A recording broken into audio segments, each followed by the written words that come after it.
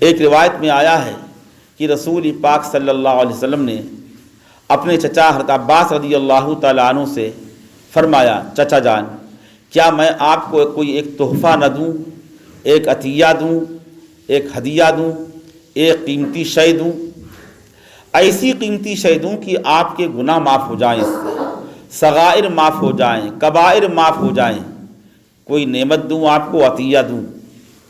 اتنے اہتمام کے ساتھ، اتنی تمہید کے ساتھ آپ نے آگے فرمایا کہ چچا جان ایک نماز ہے جس کو صلاۃ التسبیح کہا جاتا ہے، اس نماز کو آپ پڑھ لیا کریے اور روزانہ ایک بار پڑھیے، 24 گھنٹے میں ایک بار پڑھ لیا کریے۔ آگے یہ فرمایا کہ چچا جان اگر آپ روزانہ نہ پڑھ پائیں تو ہفتے میں ایک بار پڑھ لیا کریے۔ آپ کے سامنے پوری امت تھی، ہم اور آپ تھے، چچا کے اس واسطے سے آپ کا یہ فرمان ہم تک پہنچا۔ آپ نے فرمایا کہ چچا جان اگر ہفتے میں نہ پڑھ پائیں تو کم از کم مہینے میں تو ایک بار پڑھ لیا کریے، مہینے میں نہ کریے۔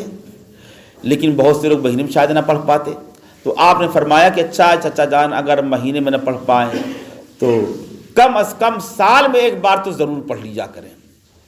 یہ فرمایا آپ نے، آپ کے سامنے پوری امت تھی، بہت سے لوگ ایسے ہوتے کہ سال میں ایک بار نہ پڑھتے۔ آخر میں آپ نے یہاں تک فرما دیا کہ اچھا اگر سال میں نہ پڑھ پاؤ تو کم سے کم زندگی میں تو ایک بار پڑھ لو، کم سے کم 60-70 سال کی عمر ہے، ایک بار تو پڑھ لو پوری زندگی میں۔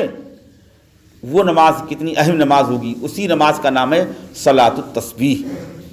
ہم نے دیکھا اپنے بعض بڑوں کو، کتابوں میں لکھا ہوا ہے، بہت سے فقہاء محدثین ہر ہفتے جمعے کے دن پڑھا کرتے تھے۔ ہم نے ایک بزرگ گزرے ہیں مولانا صدیق صاحب باندھوی رحمۃ اللہ علیہ، آپ حضرات نے نام سنا ہوگا، بہتوں نے دیکھا بھی ہوگا۔ ہم نے دیکھا ان کو رمضان شریف میں روزانہ یہ نماز پڑھتے تھے۔ بعد اللہ کے بندے حج کرنے عمرہ کرنے گئے، روزانہ حرم پاک میں یہ نماز پڑھتے تھے۔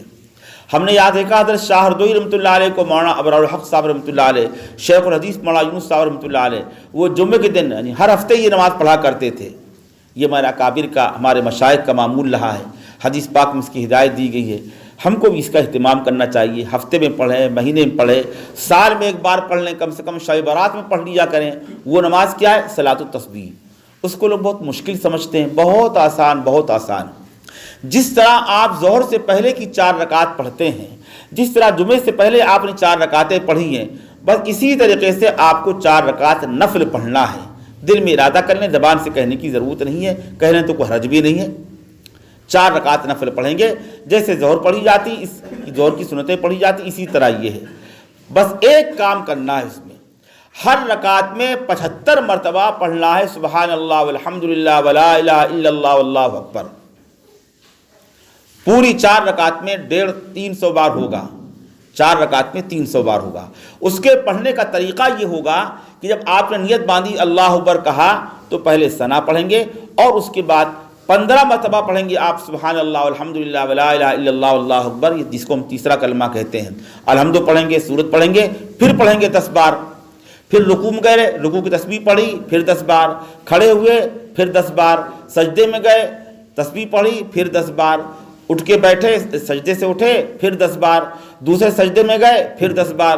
یہ کل آپ کے 75 بار ہو گئے۔ اسی میں ایک طریقہ یہ بھی ہے کہ 15 بار پڑھنے کے بعد جب آپ نے الحمد و سورت پڑھی ہے اور 10 بار پڑھا ہے تو چاہے نہ پڑھیں اس وقت اور دوسرے سجدے سے اٹھیں تب پڑھ لیں، دونوں طرح درست ہے۔ ایک رکعت میں 75 بار ہونا چاہیے۔ اگر پہلے پڑھ لیا ہے تو دوسرے سجدے سے اٹھیں گے، پھر نہیں پڑھیں گے۔ اس طرح آپ کو 4 رکعتیں پوری کرنی ہیں۔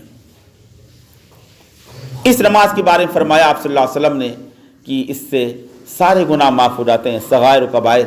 لیکن ہمارے علماء کرام نے دوسری حدیثوں کی بنا پر اس کی وضاحت فرمائی ہے، حقوق العباد اس سے معاف نہیں ہوتے۔ ہم نے کسی پر ظلم کیا، ہم نے کسی کی زمین دبا لی، ہم نے کسی کے پیسے لے کر نہیں دیے، ہم نے قرضہ لے کر کے واپس نہیں کیا، ہم نے بیوی پر ظلم کیا، ہم نے پڑوسی پر ظلم کیا، ہم نے کسی کی غیبت کی، چغلی کی، ایک بار نہیں 70 بار پڑھو صلاۃ التسبیح، یہ گناہ معاف نہیں ہوگا جب تک کہ بندے سے معافی تلافی نہ کی جائے۔ اللہ تعالیٰ اس گناہ کو معاف نہیں کرے گا۔ اسی طرح حقوق اللہ میں بھی جس گناہ کے بارے میں شریعت نے طریقہ بتلایا اس کی قضا کرو، نماز کی قضا کرو، روزے کی قضا کرو، گزشتہ سالوں کی زکوٰۃ جب سے تم صاحب نصاب بنے ہو، مالدار ہو گئے ہو، تم نے گزشتہ سالوں کی زکوٰۃ نہیں دی ہے، صرف توبہ کرنے سے اور عمرہ حج کرنے سے گناہ معاف نہیں ہوگا، بلکہ اس کے لیے ضروری ہوگا تم کو گزشتہ تمام سالوں کی زکوٰۃ دینا ضروری ہوگا، ورنہ گناہ معاف نہیں ہوگا۔ تو دھوکہ نہ ہو کہ صلاۃ التسبیح پڑھ لیں گے تو سارے گناہ معاف ہو جائیں گے، اس میں یہ تفصیل بھی ہے۔ سوال کسی نے کیا تھا کہ کیا جماعت سے صلاۃ التسبیح شب برات کے موقع پر پڑھ سکتے ہیں؟ اس کا جواب یہ ہے کہ نہیں، جماعت سے نہیں پڑھ سکتے۔ پوری تاریخ اسلامی میں، پوری صحابہ کرام کی زندگی میں، رسول پاک صلی اللہ علیہ وسلم کی پوری زندگی میں ایک بار بھی صلاۃ التسبیح جماعت سے پڑھنا ثابت نہیں ہے، اس کی جماعت سے نہیں پڑھ سکتے۔ اکیلے اکیلے پڑھیں گے، جماعت سے پڑھیں گے تو یہ گناہ کبیرہ ہو جائے گا، بدعت ہو جائے گا۔ جماعت سے پڑھنا، جس طرح تراویح پڑھتے جماعت سے، بس تراویح ثابت ہے، صلاۃ التسبیح پڑھنا جماعت سے ثابت نہیں ہے۔ میں کانپور گیا تھا، دیکھا وہاں اشتہار لگا ہے، بڑا سا اشتہار، اور اشتہار میں لکھا تھا کہ 2 بجے فلاں محلے میں فلاں مسجد میں جماعت سے صلاۃ التسبیح ادا کی جائے گی، سب لوگ شریک ہوں، بالکل ناجائز، حرام، گناہ کبیرہ، بدعت، بجائے ثواب کے گناہ ہوگا۔ جس عمل پر مہر نہیں حدیث، قرآن حدیث کی کتاب و سنت کی، اس میں ثواب نہیں ملے گا، عند اللہ مقبول نہیں ہوگا۔ عند اللہ وہی عمل مقبول ہوگا جس پر مہر لگی ہے شریعت کی، سنت کی، یعنی رسول پاک صلی اللہ علیہ وسلم سے ثابت ہے۔ اللہ تعالی ہم سب کو عمل کی توفیق نصیب فرمائے۔ وآخر دعوانا الحمدللہ رب العالمین۔